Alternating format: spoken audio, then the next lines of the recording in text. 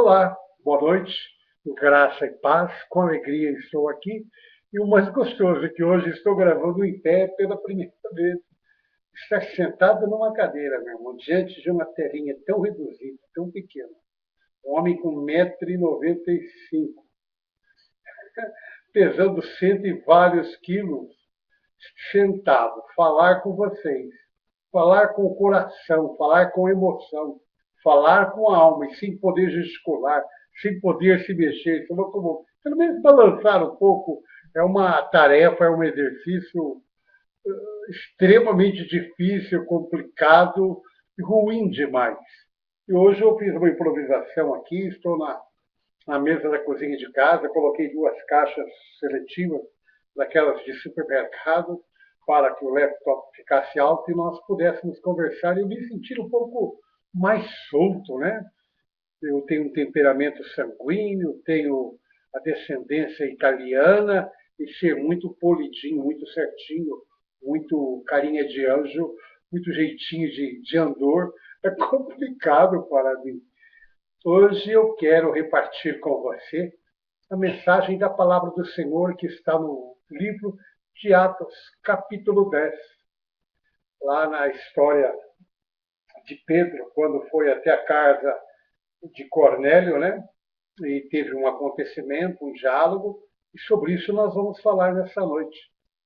Mas, como a palavra de Deus, as coisas de Deus, não se explicitam ao homem natural, nós precisamos da sua graça, da sua unção, do Espírito Santo trazer a nós a revelação. Vamos ter um momento de oração para que o Pai agracie a mim na ministração, para que ele encontre receptividade no teu coração e desta forma o Espírito Santo faça aquilo que é necessário fazer para a honra e glória do nome do Senhor através de nossas vidas. Amém? Pai, te amamos porque tu és parte do nosso dia a dia. Tu és parte do nosso ser. Senhor, nosso coração treme quando falamos das tuas coisas, porque dizê-las meramente como informação, ou dizer como uma filosofia, ou algo bonito e interessante, sem que seja algo que seja no profundo do nosso ser, movendo nossas ações e nossas reações. É algo sem sentido algum. Queremos viver a tua palavra. Como igreja, queremos crescer, ser santificados e limpos pela tua palavra. Nos assista nesses momentos, Senhor, com o teu Espírito. Traga a mim a sabedoria, o conhecimento que vem do alto para ministrar à tua igreja, ao teu povo, ao teu rebanho, à tua ovelha, Senhor. Sê com cada um que está ouvindo esta mensagem, mesmo que ele vai ouvir muitos minutos, horas e dias depois, Senhor, que a tua graça o assista e que o Senhor encontre receptividade no coração de cada um, para que esta palavra transforme, santifique, edifique a tua igreja, para que esse teu filho e tua filha seja fortalecido na fé que vence o mundo, na fé que agrade ao Senhor, ó Pai. Assista-nos, é o que nós precisamos, é o que nós te pedimos, desde já agradecidos, em o nome do Senhor, para a tua honra, para a tua glória e para o teu louvor. Amém. Queridos, abra sua Bíblia no livro de Atos dos Apóstolos, capítulo 10. Nós vamos ler o versículo 33 a seguir, quando diz: portanto, sem demora, Cornélio falando para Pedro, mandei chamar-te e fizeste bem em vir.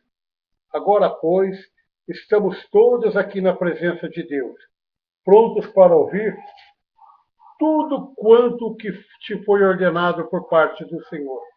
Então falou Pedro dizendo: reconheço por verdade que Deus não faz acepção de pessoas. Pelo contrário, em qualquer nação, aquele que teme e faz o que é justo, lhe é aceitável. Esta é a palavra que Deus enviou aos filhos de Israel, anunciando-lhes o evangelho da paz por meio de Jesus Cristo. Este é o Senhor de todos. abrem. Queridos, eu acho que é do conhecimento de todos nós que a mais intensa ação de Satanás é fazer a mentira se passar por verdade. A palavra nos diz que ele é o pai da mentira, que ele jamais se firmou e que jamais se firmará na verdade e em verdade alguma. A ação, a natureza, o dom de Satanás é se fazer passar por anjo de luz, para que, se possível, fosse, graças a Deus que não será, ele enganaria até os escolhidos.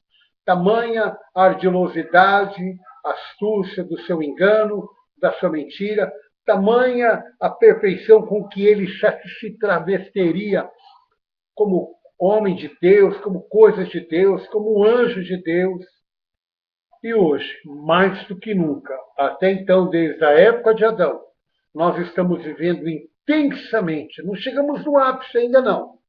Não chegamos, alcançamos a totalidade da mentira, do engano, da sedução.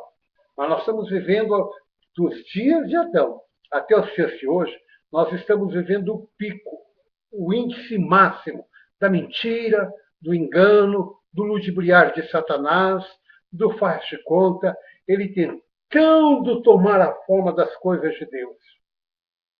E hoje, nós homens, somos impelidos, estamos sendo forçados, estamos sendo arrastados, e muitas vezes conduzidos por mão, ou com mão a mão no ombro, dirigido através das aparências ao engano das meias verdades. Nós estamos sendo preparados de uma maneira muito sutil, muito artimanhosa, ardilosa, sedutora, enganadora, vergonhosa, até mesmo ordinária, para vivermos apenas meias verdades. E convém lembrar que Jesus falou que é impossível nós agradarmos a dois senhores. Ou você vive no agrado e na dependência de um ou de outro. Não há como você estar cocheando entre dois caminhos. E aqui no livro de Atos nós vemos exatamente sobre estas coisas. E você pode observar que lá no versículo 28 está escrito: a quem se dirigiu dizendo, Pedro falando, vós bem sabeis que é proibido a um judeu ajuntar-se ou mesmo aproximar-se de alguém de outra raça. Mas Deus me demonstrou que a nenhum homem eu considerasse comum ou imundo.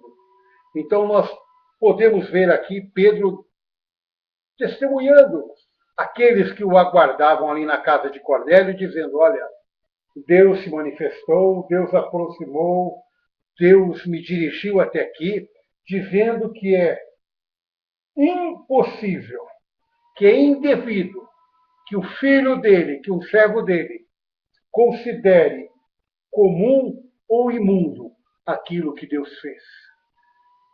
Pedro estava ali entendendo que Deus amou o mundo. Deus não amou meio mundo, nem meia dúzia de pessoas.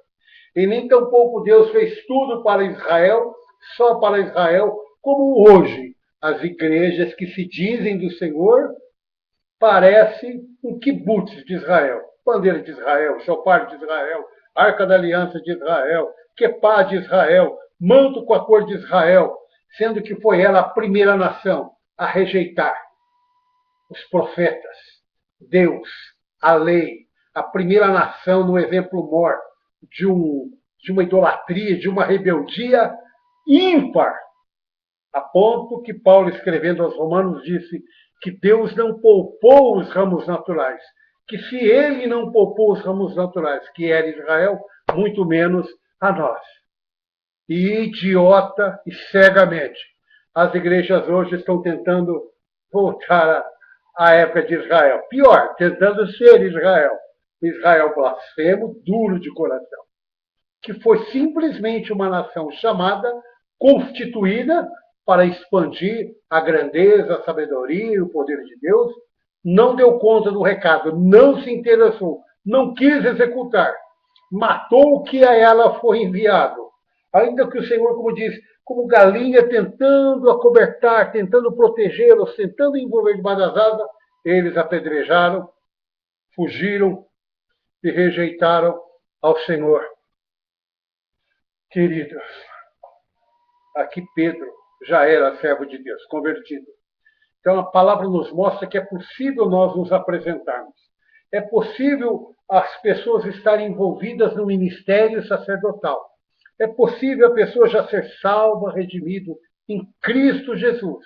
É possível estar no caminho da verdade, trilhando, procurando conhecer a vontade de Deus.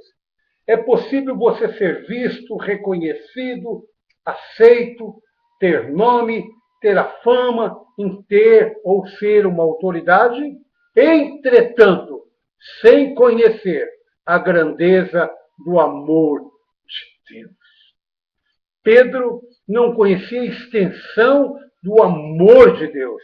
Ainda que ele já houvera sido perdoado várias vezes, advertido várias vezes, ainda que ele já houvera sido comissionado, já tinha realizado prodígios, sinais e maravilhas, a mente dele ainda não estava conectada com o que Deus era e nem com o que Deus queria ser através da vida dele. Mesmo sem estar na dimensão do espírito dele. É possível você ser do Senhor, pertencer ao Senhor e não estar na mesma dimensão, no mesmo espírito que ele. Como diz aqui no versículo 29, por isto, uma vez chamado, vim sem vacilar. Pergunto, pois, a vocês, por que razão me mandaste chamar? Ele estava obedecendo sem saber o que ou para quê. É possível você estar vivendo na dimensão dele sem estar realmente sincronizado com os propósitos, com a vontade dele. É possível você servir, ser dele, falar dele.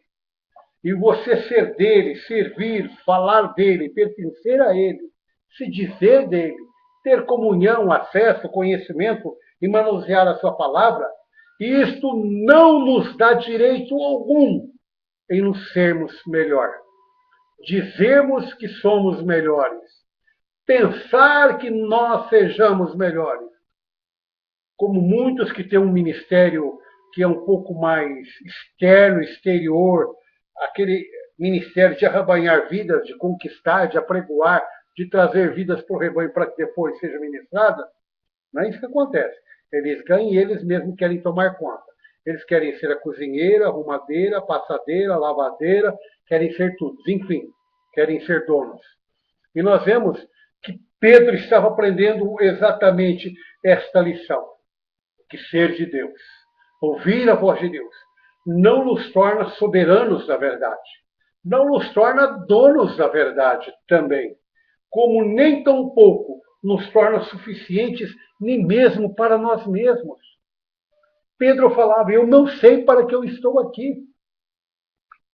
Em outras palavras, quando nós nos achamos ou nos sentimos, quanto mais nós nos acharmos, quanto mais nós nos sentimos, menos nós somos na verdade. Menos nós alcançamos, menos nós caminhamos do que falamos ter caminhado. Quando nós não entendemos que Deus é um Deus manifesto, abrangente, doador, entregador a todos, indistintamente. Como diz Paulo mais à frente, falando que para o Senhor não há grego, não há judeu, não há nada. Ele é o Deus. Jesus é o Senhor presente de todas as tribos, de todas as línguas, de todos os povos e de todas as nações. Ele não é propriedade exclusiva de um grupo, como muitos hoje se dizem ser. Se intitulam apóstolos, se intitulam profetas, patriarcas, donos, ficam inventando apelidos, ficam sugestionando o povo para tratá-lo por aqueles apelidos que eles gostariam de ser chamados para alimentarem os seus egos, o seu ego vergonhoso, infame, porque é sorrateiro, é escuso e escondido da verdade. E se sentem todos em serem apadrinhados com nomes e títulos. Queridos, Pedro não enxergava. Pedro sendo do Senhor e nós sendo do Senhor, nós muitas vezes não temos interesse em enxergar. Nós não temos intenção de pagar o preço de viver ou andar, na verdade, no caminho tal como ele é. Jesus foi muito claro, além disso. Ou vocês não deixam entrar, seus hipócritas e fariseus. Vocês não deixam a massa entrar. Por quê? Porque vocês não querem entrar. Vocês têm interesse em serem vistos, reconhecidos, que as pessoas se curvem diante de vocês. Mas a intenção de vocês não é entrar. E por isso faz com que outros não entrem. A natureza humana é assim, queridos. E isso é muito típico entre os que estão no meio do Senhor. Tem apenas o interesse de manipular, interesse em ouvirem que são 10, que são grandes, que são ungidos, portadores de grande palavra, como se fosse dele. Paulo falou, o grande Paulo, com toda a bagagem que ele tinha na lei, na tradição judaica, ele falava, não que por nós mesmos sejamos capazes de pensar alguma coisa como se partisse de nós. Em 2 Coríntios 3,5 ele fala isso, mas a nossa suficiência vem de Deus. E hoje o que nós vemos não é isto. Nós vemos que aqueles que se dizem ter a revelação de Deus, eles querem ter a função de ser grandes, famosos, aplaudidos, reconhecidos, paparicados. E ai daqueles que ousarem a questionarem, a se afastarem, não obedecerem cegamente. Ai daqueles. Queridos, esse texto aqui nos mostra que nós somos parciais para entender, nós somos parciais também na hora de ensinar, nós somos parciais no nosso caráter, ou seja, nós temos atitudes que nos sejam convenientes, atitude que nos faça grandes ou reconhecidos. E por parte da galera, a galera gosta de notícia e de espetáculo. Então, aquela miscigenagem entre a fome e a vontade de comer. Entre um Pedro, apóstolo, discípulo de Jesus, que não entendia nada, que foi chamado por quê? Porque Cornélio vivia em oração, um homem piedoso, fora do ciclo da amizade de Pedro, um homem que diz a palavra que era um homem que faz lá no versículo 2, capítulo 10, piedoso, temente a Deus com toda a sua casa, e que fazia muitas esmolas ao povo, e de contínuo orava a Deus.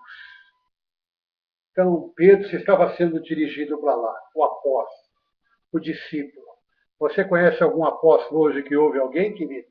Sem ser os mesmos da corja dele, da equipe, da cobertura, sem ser aqueles mesmos que vivem no mesmo ritmo de vida, valores, intenções, todos donos das suas próprias igrejas, dos seus próprios movimentos, todos em equivalência social e econômica.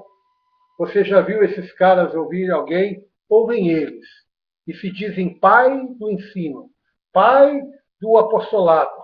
A todos chamando de filho. Qualquer um se converte é filho. Filho. O que é gerar um filho? Você que é mãe, você que é pai presente, sabe o que é gerar um filho. E esses idiotas do ministério se dizem pai de qualquer um.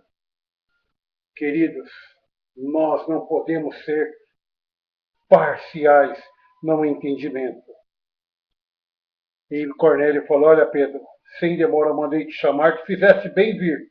Agora, pois estamos todos aqui na presença de Deus, prontos para ouvir o que te for ordenado da parte do Senhor. E eu certamente Pedro falou, olha, Deus me chamou para resgatar a casa de Israel.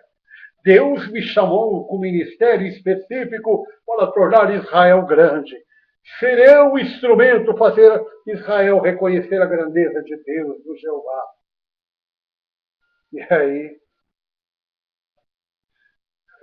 Cornélio falou da visão, inquirindo a Pedro, e Pedro lá no versículo 34 fala, irmãos, como que numa confissão de fraqueza, uma confissão de arrependimento, onde que ele se tocou, onde a ficha dele caiu, e ele passou já a não mais falar que ele era enviado por judeus, que ele não era mais agora um judeu da circuncisão, ele falava, eu reconheço que Deus não faz acepção de pessoas. E hoje, o diabo está tentando nos ridicularizar, fazendo com que nós façamos acepções de pessoas, de grupos que não vivem conforme nós vivemos. E isto não somente no mundo lá fora, mas irmãos que professam a mesma fé que nós. E por isso hoje nós temos 2, 3 mil diferentes denominações, ministérios, chamadas, missões, igrejas, o nome que quiserem dar para a FA, que resolveram fazer em nome de Jesus. Cada um vive de uma maneira, de um modo. E Deus não é uma mentira fragmentada. Estou me lembrando aqui de Hitler. Quem foi Hitler? Quem foi Hitler para você? Quando se fala de Hitler, qual é a tua reação, meu irmão? Quando nós falamos de Hitler, o que te vem à cabeça? Qual é a figura de Hitler? Eu acho que para o nosso meio, de imediato, já vem a ideia. Um cara profundamente endemoninhado, que devia ter casta, legiões, ele devia ser o centro do universo, dos capetas, dos demônios. Um assassino frio, cruel, um endemoniado. No passar dos anos, a igreja dizia que ele era um anticristo, que ele foi o anticristo. Ainda hoje afirma que ele foi um tipo de anticristo. Outros falam que ele foi um louco perseguidor do povo de Deus. Será que Hitler foi isso? Não. Hitler não foi nada disso. Ele não foi isso. Nós somos que nem Pedro, entendemos meias verdades. Se dizemos de Deus, mas não temos a amplidão do conhecimento das coisas de Deus. E nós somos assim. Ficamos comprando briga a favor, ou por meticulosidade alguma, compramos e averbamos inimizade contra algumas pessoas que não vivem de acordo com nós. Eu quero dizer para você que Hitler não foi perseguidor dos judeus. Que Hitler não foi endemoniado. Ele era um cidadão inteligente, astuto, mentiroso, enganador, responsável por seus atos, tinha um objetivo, uma mente objetiva nas coisas erradas. Hitler, o holocausto 6 milhões de judeus. Ele não perseguiu o povo de Deus, ele perseguia o ser humano. Eu quero dizer para você que enquanto ele matou 6 milhões de judeus, ele matou 17 milhões de soviéticos. Você sabia disso? Alguém já te falou isso? Você viu algum pastor falar isso? Nós somos que nem Pedro, nós temos a tendência de falar as coisas segundo a nossa visão, segundo o nosso interesse, segundo a nossa conveniência, segundo aquilo que é bom, típico para dramatizar, para sensibilizar o povo, deixar o povo em histeria emocional. Hitler matou 17 milhões de judeus. Hitler foi o líder da Alemanha. Você sabe quantos milhões de alemães morreram pela tirania dele? Apenas 5 milhões e 500 mil alemães. Ele matou seus próprios conterrâneos. Este cara, Adolf Hitler, matou 4 milhões de poloneses.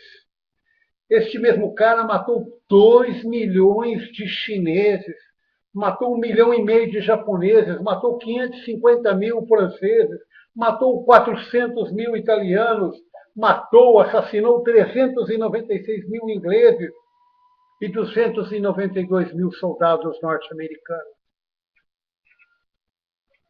Você está vendo como que Hitler não era apenas um perseguidor de judeus? Ainda que tem uma história que quando ele era criança, chupando um sorvete, 3 garotos judeus derrubaram o sorvete no chão, ridicularizaram ele, e que ele viu que aqueles 3 garotos eram filhos do dono de um comerciante judeu, dono de uma loja de tecido, que depois, quando ele tinha 17 anos, namorava uma moça bonita, e essa moça se apaixonou por um outro rapaz, e que esse rapaz era judeu. E ainda na autobiografia dele, ele diz o ódio que ele tinha da imprensa da época, porque a imprensa da época na Alemanha, em sua maioria, era constituída por proprietários judeus. Os donos dos jornais eram judeus, e que, não por serem judeus, mas eram contrários à barbárie e à monstruosidade que aquele homem era. Então, ele tinha um ódio de judeus, não era por causa de Deus, porque na vida dele, na mentalidade doentia dele, como se somente esses 3 acontecimentos ocorreram ao longo dos seus dias, foram de judeus.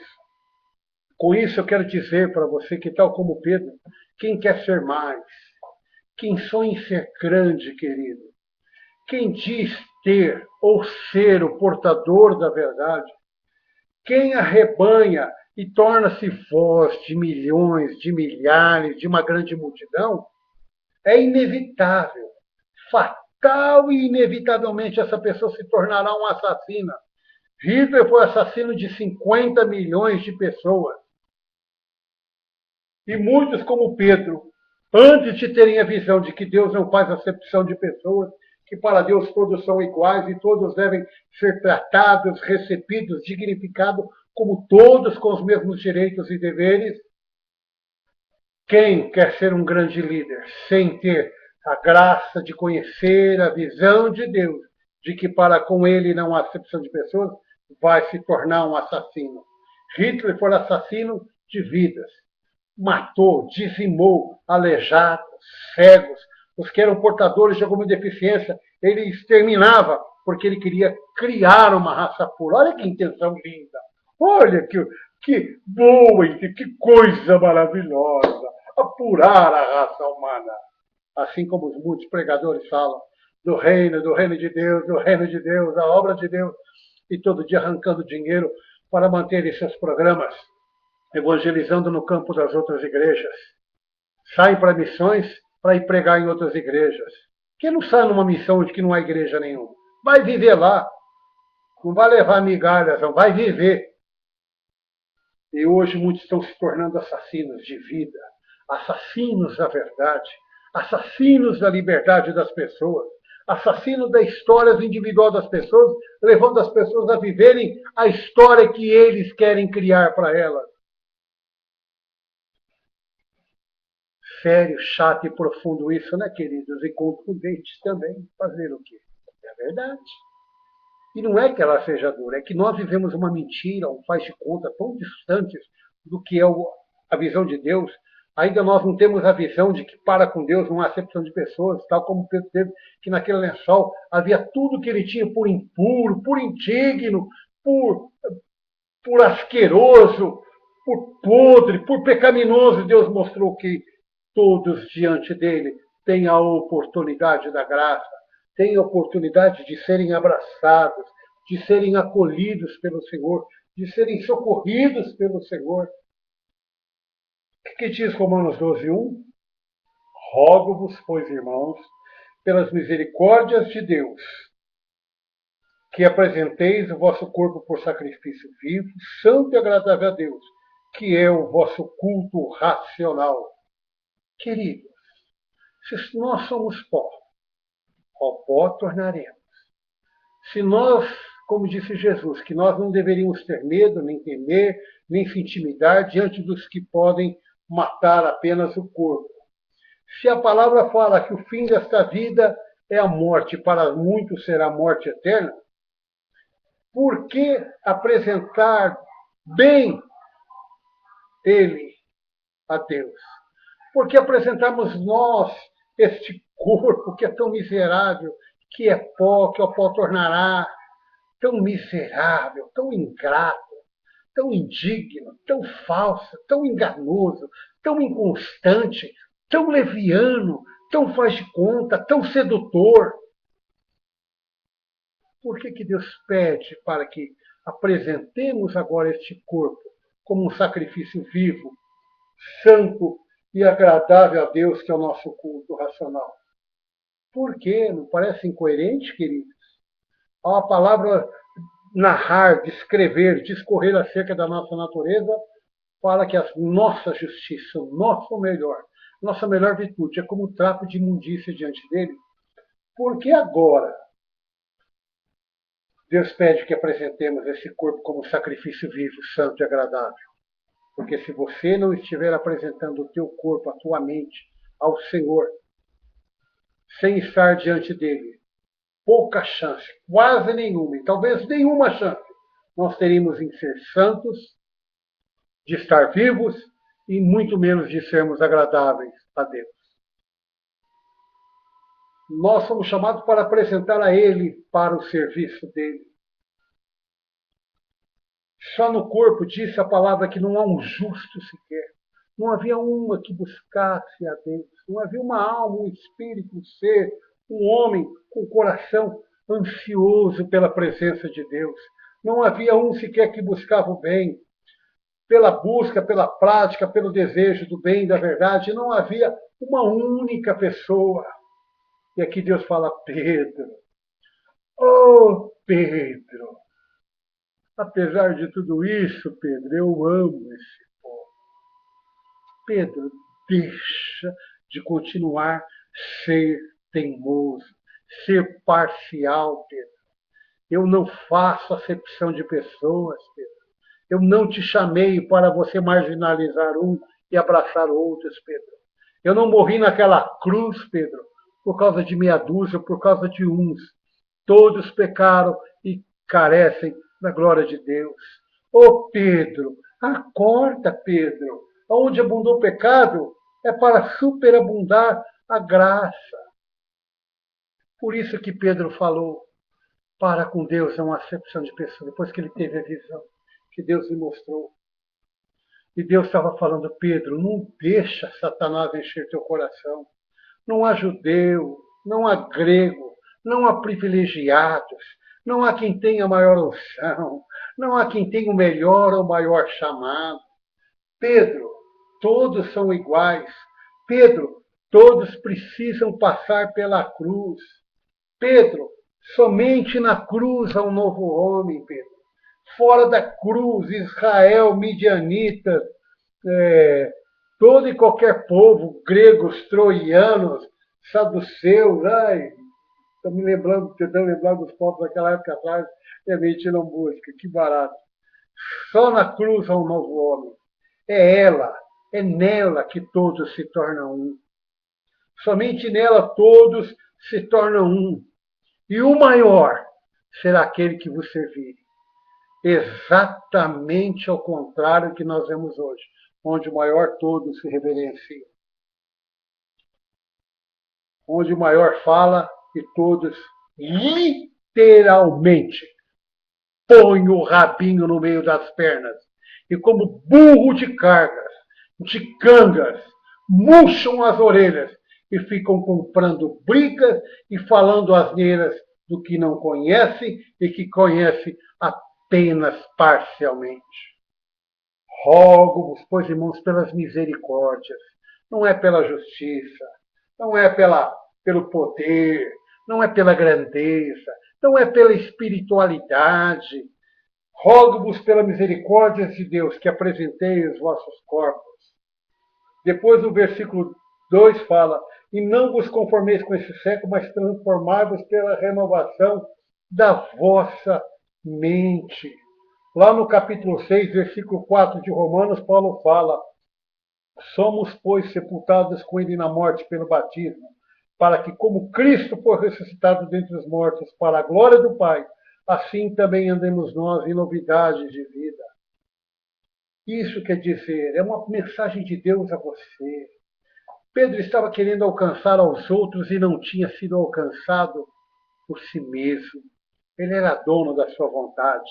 Acho que ele tinha esquecido quando Jesus falou, olha Pedro, quando você for velho, quando você tiver maturidade, quando você tiver quilômetros, milhas voadas, rodadas, você vai abrir mão, Pedro. Você vai se render e outro vai te dirigir. Outro vai te conduzir, Pedro. E vai te levar a lugares que você não sabe, que você não conhece, que talvez você não queira ir. Esta é a vida daquele que cresce no conhecimento do Senhor, querido. Isto quer dizer, através de Cornélio, aquele monte de testemunhos que estavam reunidos em oração diante do testemunho de Pedro, ali no capítulo 10 de Atos, quando Pedro falou que Deus não faz acepção de pessoas, versículo 35.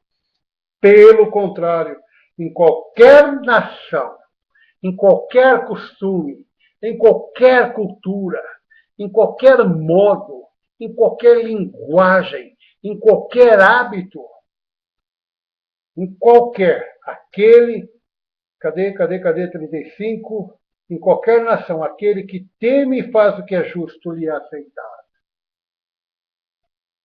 Antes de fazermos tudo de bom para Deus, vamos ser justos diante dos homens. Agir em amor, em verdade, em sinceridade, em transparência, não palavras de ilusão, de engano, de coação, de intimidação, palavras mágicas. E isso é para nos mostrar, querido, mostrar a mim, mostrar a você, que sem dependência alguma de homem algum deve ser nossa vida. Deus é grande em mim, Deus é grande em você. Isso não significa anarquia, isso não significa rebeldia, isso não significa autossuficiência, isso não significa prepotência, isso significa consciência de que Ele é um em todos. A grandeza de Deus é tornar todos iguais, sem distinção, sem privilégio algum. Homem algum pode nos representar. E hoje que nós falamos, como eu disse lá no começo, que é a época da mentira, do engano, nós vemos que hoje todos têm dependência de um líder. Ai, estou na cobertura do fulano. Eu lembro que eu estava em Maringá, na churrascaria Fim da Picada.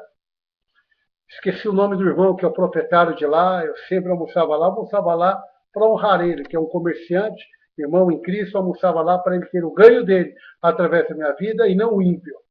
E ele falou, olha, eu sou da cobertura do pastor Sinomar de Goiânia, eu oferto, eu vou lá, às vezes pego o carro, pego avião, vou lá visitar só para assistir um culto. Ele é minha cobertura espiritual. Quem é a tua cobertura espiritual? Jesus, irmão. Eu sou filho, é as asas dele que me protege. Ele é a galinha que me aninhou debaixo dele.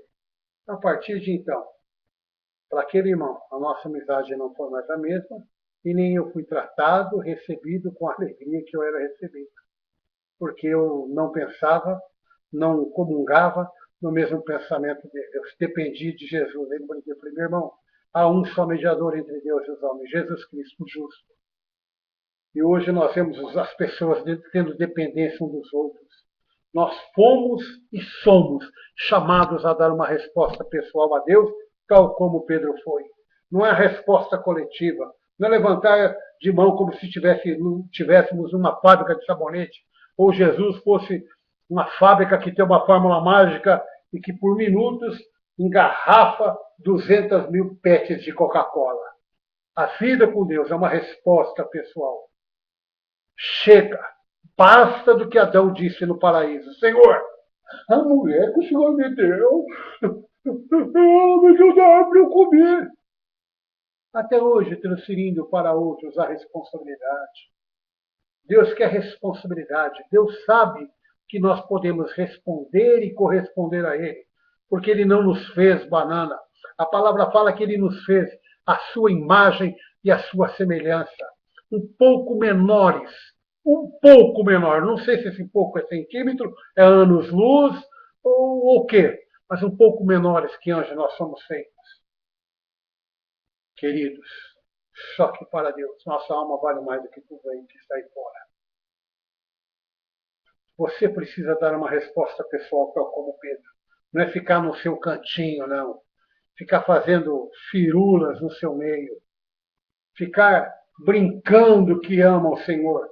Ficar brincando que serve ao Senhor.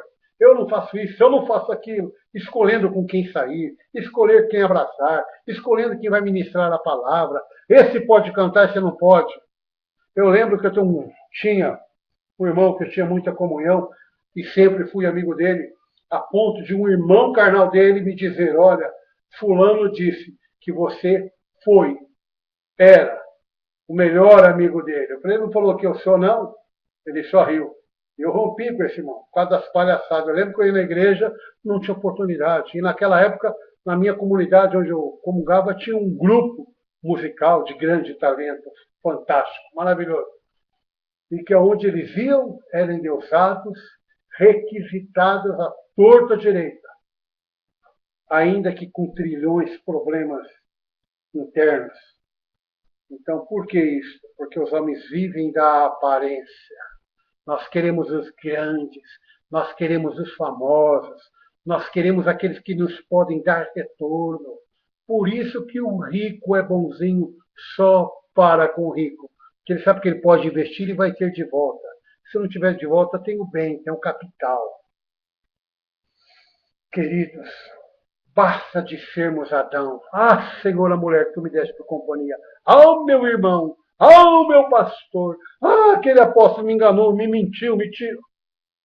Ele fez porque você consentiu. Nós somos chamados a tomar atitude e posição tal como Pedro foi. Estou aqui, irmãos, eu não sei para quê. Queridos, a fé é para todos. Deus está mostrando para Pedro que a fé era para todos, de todos, não era exclusividade dele, não era exclusividade do judeu que ele sonhava ganhar para Jesus a nação, não. O sacerdócio é para todos, a ponto da palavra nos ensinar lá em 1 Pedro que quanto. 1 João, 1 Pedro. Agora pegou. E quanto à unção que dele recebestes, não tendes necessidade alguma de que alguém vos ensine coisa alguma, pois a unção dele é verdadeira. Tem pessoas que não creem na suficiência de Deus, não aceitam as coisas de Deus, fica se entulhando, se enrabichando com coisas de homem, quando a palavra diverte, a unção que dele recebeste. Não tendes necessidade. Nós não somos boiada, nós somos ovelhas que tem um pastor que cuida de maneira eterna. Foi assunto ao céu. E lá à direita do Pai é meu advogado, é teu advogado, é o advogado da sua noiva, a igreja. E o que ele deixou, a natureza dele, o Espírito dele, com aqui o Espírito Santo é intercessor e geme. Não fica aplaudindo, virando cambotas e dando glória a Deus. Fica gemendo para que nós não vacilemos. Fica gemendo, intercedendo por nós para que o diabo não nos destrua, não nos moa. Sacerdócio é para todos. A unção é para todos quanto aceitarem serem filhos. É para todos quanto aceitaram Jesus. A palavra fala que a todos deu-lhes o poder de serem feitos filhos, herdeiros, templos e testemunha. Chega de falta de entendimento achar que a unção está na mão daquele que prega bem, que faz milagre. A unção é unção para a vida, para você apresentar-se diante de Deus, para você chegar-se a Ele em adoração, em entrega, em amor, em comunhão, em rendição à santidade, em gratidão por tudo que Ele te deu, que Ele te concede, de que Ele te constitui. Ai dos que intentam de se fazer passar por guias. São guias de vaidades pessoais, guias com nomes e apelidos que os façam parecer aquilo que eles não são. São guias que conduzem vidas para si mesmos. São guias que os fazem se tornarem donos ou superiores. São guias de boiada e não de rebanho. E eu digo isso sem problema algum, sem raiva alguma, sem rancor algum. Eu digo isso porque é verdade, é boiada. Não é rebanho. Quem é do Senhor, o que diz a palavra? As minhas ovelhas ouvem, conhecem a minha voz. Quem é ovelha conhece a voz do Senhor. Quem é ovelha não está correndo atrás de homens, de ministérios, de nomes, dessas coisas profanas, indecentes. O Senhor baixou aquele lençol para Pedro entender a grandeza dele. E hoje, qual é o ensino dessa igreja que se diz do Senhor? Como é que eles se apresentam ou dizem que te apresentam?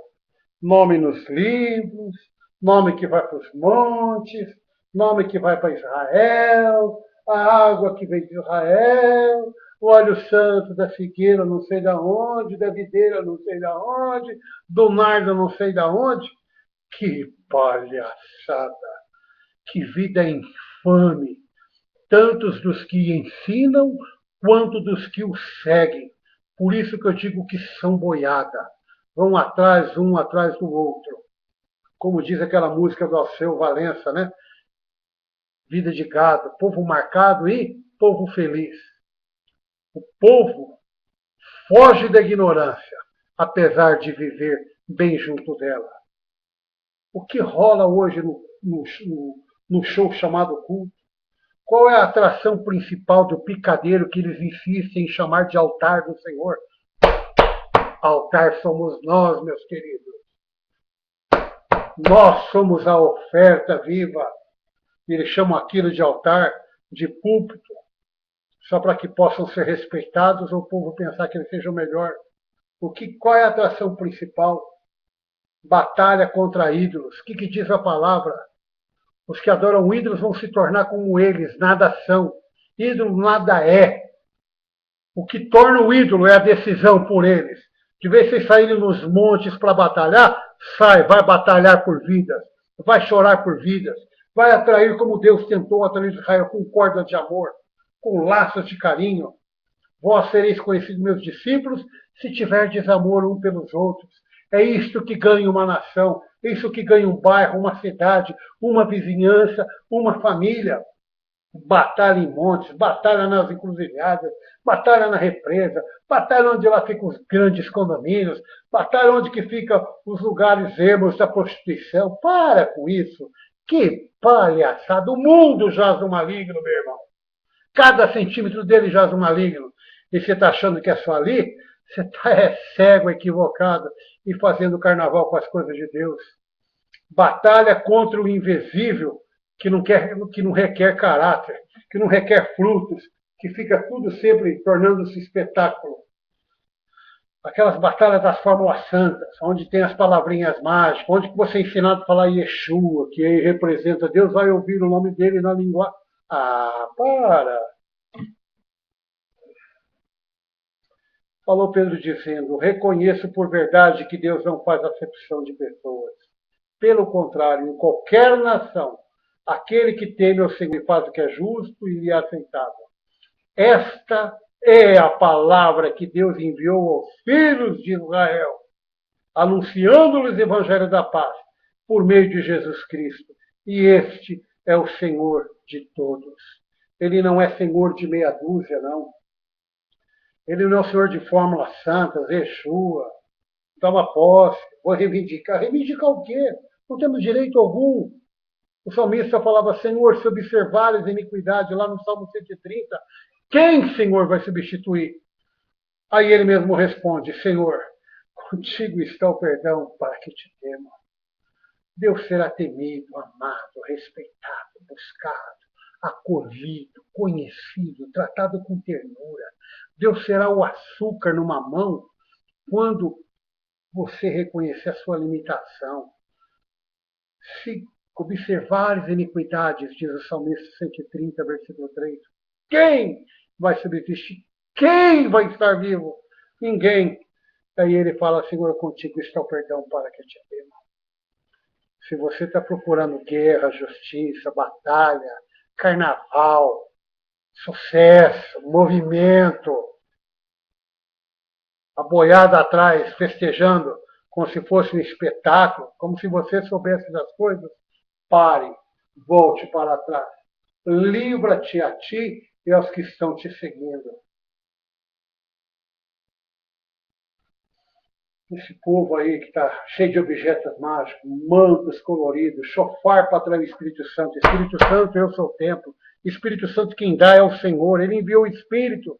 Ele falou, eu enviarei o Espírito para que vocês não sejam órfãos. Estarei com vocês até a consumação do século. O Espírito Santo não está voando por aí como anjinho, como pomba branca, não, procurando aonde que vai encostar, descer, encarnar ou incorporar, meu querido. Você que me ouve, você que pensa ser ovelha, ou se diz ser ovelha, ou se diz ser pastor, líder, coisa alguma. O Espírito Santo está no coração que se arrependeu, que aceitou a divindade de Jesus Cristo, o sacrifício daquele que gritou, está consumado. Pai, perdoa porque eles não sabem o que fazem, está consumado.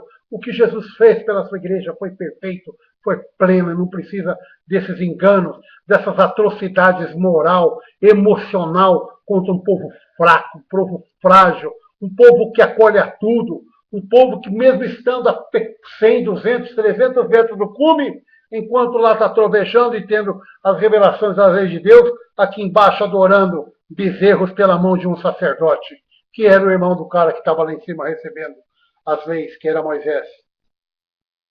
Chega desses objetos mágicos, das talhas ungidas, as arcas da promessa e um monte de besteira a mais que ensinam. Para! Para, como diz Paulo, se alguém vos prega outro evangelho, seja anátema. Vai lá ler o evangelho de Jesus, vê se encontra isso. Pedro aqui estava vendo aquele lençol sendo revelado. E Pedro, sendo que era, precisou de um homem chamado Cornélio. Não sei se ele fazia parte da igreja, não. Eu não sei se ele era batizado ou não, a palavra não fala. Fala apenas que ele era um homem piedoso e que orava durante a Deus o dia todo. Lá no versículo 2 do capítulo 10 fala: piedoso e temente a Deus com toda a sua casa, e de contínuo orava a Deus. Este homem observou claramente durante uma visão cerca da hora nona do dia, um anjo de Deus que se aproximou e lhe disse: Cornélio. Este, fixando os olhos no anjo e possuído de temor, perguntou: que é, Senhor? E o anjo lhe disse: as tuas orações, as tuas esmolas subiram para a memória diante do sol. Oh, diante de Deus, nada de diante do sol. A minha mente está aqui falando, já estou pensando em outras coisas, é um tumulto, é um maremoto. Queridas, chegou a hora de você entender que a graça do Senhor é para todos. E nós só podemos ser alguma coisa porque essa graça é para todos. Se não fosse a graça, nós estaríamos perdidos. E por isso que Deus não quer e diz que não tem maior, não tem grande, tem menor. Senhor, eu quero que um fique do teu lado. Eu quero que meu outro filhinho amado, seguidor, fiel, temente, obediente ao Senhor, te ama. Coloca o outro do outro lado, Senhor. Ah, mulher, você não sabe o que você está falando, nem o que está pedindo e nem o que existe do lado de lá, minha querida. Jesus respondia a ela. Chega de você ficar atrás de quem ensina todas as maravilhas, que inventa o troço ser movimentado, para que tudo seja agitado, envolvente. Aqueles que falam que você precisa doar X para ter doar X. Aqueles que falam que se você não contribuir, é por isso que você bate, perde, fica. Você tem que contribuir, ofertar sim, mas não como escravidão e nem como percentual. Isso é mentira, é engano. É para sustento do negócio deles. É a barganha da promiscuidade. É a barganha de um amor promíscuo, de uma adoração promíscua, de um louvor, de uma rendição promíscua, enganosa, vergonhosa, ordinária, que nem no Meretriz essas coisas têm. Qual é a imagem do nosso meio para com os de fora? Quando olham para nós, o que eles veem?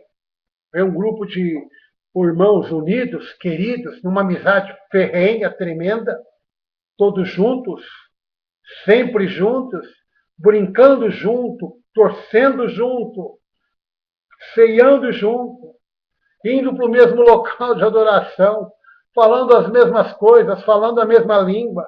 É isso que os de fora estão vendo? É isso que os de fora vejam quando se fala em igreja, comunidade, ministério, missões e etc. E tal. Eles veem nós falando a mesma língua ou cada um deles ouvem diferentes coisas de cada um de nós e ficam vendidos. E graças a essa vida abusiva, infame que vivemos, eles falam, olha, quero saber compromisso, eu não sei quem está a verdade. Eu creio em Deus e vou seguir em Deus. E nós aqui estamos cooperando para que eles vão para a perdição. Qual a nossa imagem para com de fora? É uma vida de intensa amizade de uns para com os outros, onde nós somos verdadeiros amigos, colegas, onde o da cristã abraça o da assembleia, o pentecostal abraça o tradicional, onde pastor, quando troca de púlpito, troca para fazer favor entre os que estão pertencendo à mesma máfia, né? Te dou oferta, você vai lá, você recebe a minha.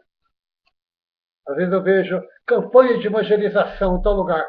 É sempre os mesmos cantores, sempre os mesmos preletores. É um grupinho, é um antro fechado. Entre eles, é a vida de bastidores, é o ministério dos bastidores. E dizendo para o povo que Deus é maravilhoso. Que engano, que infâmia. É por isso que a nossa imagem aí fora está assim. E se hoje ridiculariza e enxota a igreja, que nós somos o sal que deixou de ser sal. Tornou-se insípido, tornou-se mentiroso, enganoso, cheio de jactância, cheio de dissensão, cheio de divisão, a cada igreja surgindo, cada dia surgindo trocentas igrejas. Nós somos e tornamos um negócio em nome do Senhor como se fosse a seixonoye de Jesus. Hoje que nós temos nesses movimentos aí, ó, Seixonoye de Jesus, exatamente isso. Faça isto que vai te acontecer isso. Fala assim, assim, repita isso, que aí a bênção vai fluir. É o evangelho da mentira, do engano, que nem lá na Seixonoye. Amanhã você vai ter. Amanhã você vai ser. Amanhã você vai poder. Amanhã Deus vai te dar. Eu estava ouvindo aqui um testemunho na rádio de um dos grandes pilantras de hoje, e a mulher chorava e falava, pastor, quando eu estava no meio do segundo carnê, meu filho conseguiu um emprego, 18 meses para conseguir um emprego, e ela achou que foi um milagre. É uma bênção arrumar emprego. Eu que o digo, queridos. Eu que falo isso. Mas dizer que foi um milagre da oração, milagre por estar na campanha do segundo carnê, que coisa vergonhosa. Esses caras tinham que ser presos por estar estelionados. Hoje, qual que é a característica da nossa igreja? O que se dizem do Senhor? Seixonoye de Jesus Cristo. Faça uma corrente. Aí, faça um voto. Aí você vai ver Deus operar. Faça uma oferta de sacrifício. Você vai ver como Deus vai comprar a tua vida. Chantagista, enganador.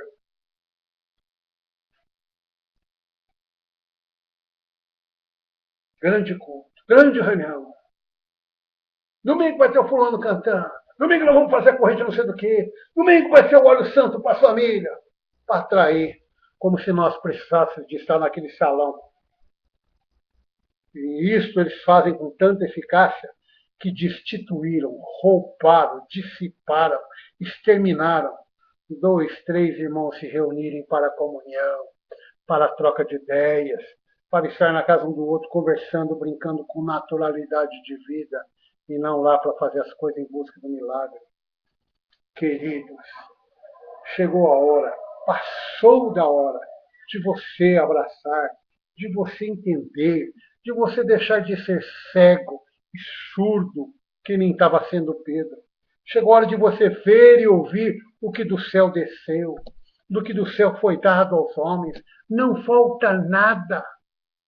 As próprias pessoas testemunham. Nós vemos o que ele tem feito e tudo tem feito maravilhosamente bem. E hoje nós vemos um Jesus manco, cuja igreja, cuja noiva é uma miserável, que briga, cada dia se fraciona, se divide. E quando cresce, é um bando de gente vazias, que estão lá em busca de alguma coisa, ávidas por alguma coisa, porque é uma vida miserável. Querido, chegou a hora de você entender que quando Jesus bradou, consumado está, ele quis dizer que por todos os tempos, por todas as épocas, por todos os demais anos, por todos os vindouros anos, séculos e milênios assim fosse, a obra estava consumada. O plano de Deus estava realizado. O plano de Deus estava completo. O plano de Deus estava estabelecido. O plano de Deus tinha sido dado, outorgado ao homem sem miséria, sem restrição alguma. Vamos nos reunir para entender que todos somos iguais e não que a meia dúzia de grandes, os demais, é um bezerrinho a mar por um leite numa teta qualquer. Que o Senhor nos dê a graça de vivermos o seu Evangelho. Eu vim para que vocês tenham vida e a tenham em abundância. Eu vim para que vocês sejam ovelhas, pois a ovelha ouve e conhece a voz do pastor. Se algo não está bem, se está te faltando paz, faltando alegria, se tua vida está precisando de acessórios, de remendos, de sacrifícios, é porque você está fora da graça. Ele é o sacrifício eterno. Ele é o Melquisedeque eterno. Ele é o sacerdote definitivo. Não deixa que esses lobos vorazes de hoje, cheios de si, nomes e títulos que dão a si mesmo, onde colega fica ordenando colega para mudar a patente. Saia dessa vida. Abrace o Evangelho de Jesus. O Evangelho de Jesus é paz. A minha paz eu vos dou. Não vou lá dou como o mundo a dá. versículo tão conhecido, tão falado até por criancinhas de 3 anos na escola dominical, mas ele estava falando de uma verdade, de um sentimento que não dependia de circunstância, que é fruto do Espírito, que é fruto da presença dele em nós. É paz que excede todo entendimento. É paz que não está dependendo de saldo bancário. É paz que não está dependendo de um dia de feriado à sombra de uma árvore. É paz que não está dependendo de você estar bem com seu marido, de você estar bem com seu filho, de você estar bem consigo mesmo, com a sua consciência. É paz que excede todo entendimento. É algo tão verdadeiro que ele falou, essa paz. Seja árbitro no seu coração. É algo tão verdadeiro, é algo tão honesto, é algo tão justo, é algo tão limpo, é algo tão celestial, é algo tão firme, é algo tão divino, que seja isto o árbitro em vossos corações. Se vocês tiverem a paz, vocês não farão coisas erradas. Se fizerem, é por vontade própria, por decisão e escolha própria. Eu desejo que você abrace esse evangelho da vida abundante. Evangelho que veio para que do seu interior flua rios de água viva, alegria, paz estampada no olhar, estampada no sorriso, estampada na simplicidade de vida, e não da ostentação e nem das palavras decoradas. Pai querido, Deus amado, teu é o reino, o poder e a glória para sempre. Graças te damos porque a tua graça inunda, superabunda nossas vidas e todos os cantos desta terra. Obrigado que o Senhor passe em revista as tuas tropas. Eu sei que nesta palavra o Senhor nos revistou e que nós possamos ser humildes e reconhecer que no poder do sangue de Jesus há perdão para os nossos pecados confessados. Que nós não precisamos ser triunfalistas, ostentar ou aparentar que estamos bem só para que sejamos aceitos ou dizermos que somos uma bênção. Senhor amado, que as escamas, que as traves impostas pelo diabo, impostas pelos servos dele, a semelhança de Hitler, que queria arrebanhar vidas somente para realizar seus propósitos de ambição, de crescer, de ser notório, de ser grande, de ser superior, que isso não atinja as tuas ovelhas. O Senhor mesmo orou para que as tuas ovelhas não se perdessem. E aqui apresentamos a tua palavra para continuar fortalecendo essas ovelhas e não a boiada, Senhor. Que as tuas ovelhas tenham a clareza da tua palavra para não se tornarem boiada. Ó Deus querido, nos assista, conforte cada coração que te tema, que se arrepende, que clama pela tua misericórdia, clama pelo teu perdão, através de uma confissão sincera, lá do fundo da alma e do coração, Senhor. Acolha esse na palma da tua mão e torna a tua igreja ainda mais grande, mesmo que ela seja a invisível aos olhos dos homens. Em nome de Jesus. Amém. Amém. Queridos, pregar em pé é uma delícia. Pregar em pé é muito gostoso. Eu estou feliz, está tudo certo. Se vocês virem a palma pernada que eu fiz aqui, vocês riem, mas foi gostoso, é diferente. A gente pode falar com mais clareza, mais solto. Que o Senhor te abençoe. Ore por mim. Estou em dias de mudar para o Rio de Janeiro a trabalho, preciso mudar. E até agora eu não arrumei um local onde que possa me acolher. Preciso da sua intercessão. Lá eu viverei uma nova vida, uma nova etapa comercial, mas não é para lá que eu estou indo. Há meses, há anos que eu gemo para sair daqui como se fosse a Ur de Abraão. Estou indo ao encontro do sonho, o sonho da sopro divino. O Senhor sabe por quê e o que é. E está tudo escrito e registrado. E na mão de alguns irmãos para me cobrarem. Quando chegar essa hora, para eu não desviar nem para a esquerda, nem para a direita. Orem por mim. Tenham carinho por mim. Quero me dedicar ao tempo integral para a igreja do Senhor, para a noiva do Senhor. E é isso que estou buscando. Em nome do Senhor, um beijo no coração de cada um. Um abração gostoso de um irmão grandão, forte. Um abração com espontaneidade, com profundo respeito. Um beijo. Te amo em Jesus. Que o Senhor te abençoe. Que o Senhor encontre receptividade no teu coração a cada manhã, a cada nascer do sol, mesmo que seja atrás de densas nuvens. Que o Senhor nos dê a sua graça e a sua paz.